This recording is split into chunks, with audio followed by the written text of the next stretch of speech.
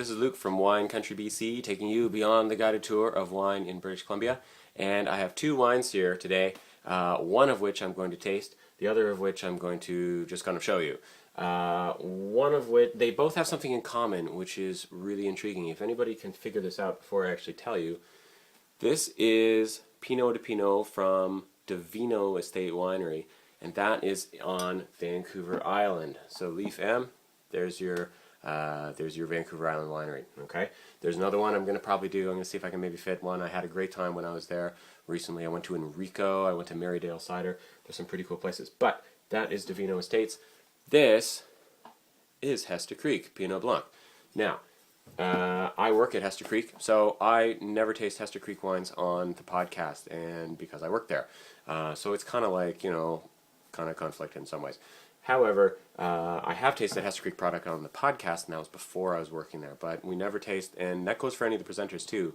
In some of our podcasts, we've had people who work at wineries, and we don't really talk about the wineries that we work at because it's not really fair in some ways. So we like to talk about wines. I like BC wine from all over the place, and that's what I like to talk about. Anyways, this is kind of interesting though, because this Pinot Blanc was planted by Mr. Joe Bosnardo, who you will see right here.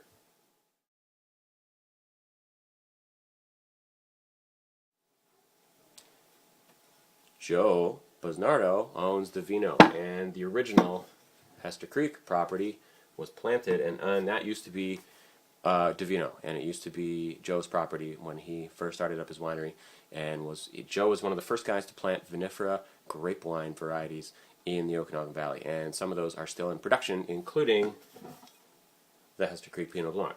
So, why is that interesting? Because when he sold his property in 1995, he took the Pinot Blanc from here and brought it with him to here. So these are actually the same clone of Pinot Blanc that he used for Hester Creek is now being used for his Pinot on Vancouver Island, just near Mill Bay. It's Cobble Hill, I guess, just near the highway. It's actually pretty convenient. It's right off the Island Highway. So this is the Pinot de Pinot from Divino, and I'm quite familiar, obviously working there, I'm quite familiar with the Pinot Blanc from Hester Creek. I'm going to see if there's any similarities to it that I can tell, because it is the same varietal. Now, it's not grown in the same place. They couldn't be more different. When we were there, it was there's green leaves everywhere. All the trees are really tall. It's a very, very different climate from the Okanagan Valley. So with this one, let's see what there is. There's kind of a real pronounced like herbal quality to this one. It's like almost like an oregano of some kind.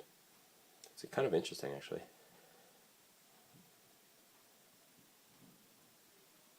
There's like a pomegranate kind of fruit, like a sort of not lemony, citrusy or anything like that. It's not quite as pronounced. It's actually, I want to say licorice, but it's not quite that. It's kind of like a candy lemon drop kind of thing. It's actually kind of interesting. It's kind of fun. Joe's wines are a little bit what we call rustic, and so they're a little bit on the different side for the most part. We tasted about 6 or 7 wines from him at that day, and he also, interestingly enough, for fans of Hester Creek who know the Trebbiano, he's the other one who plants Trebbiano. He took those same cuttings, and that's the only other Trebbiano in BC. So, 2 Trebbianos in BC, Hester Creek and Divino. Also some of the oldest Pinot Blanc in the valley, Hester Creek. Anyways, this is really intriguing. I'm interested to try this.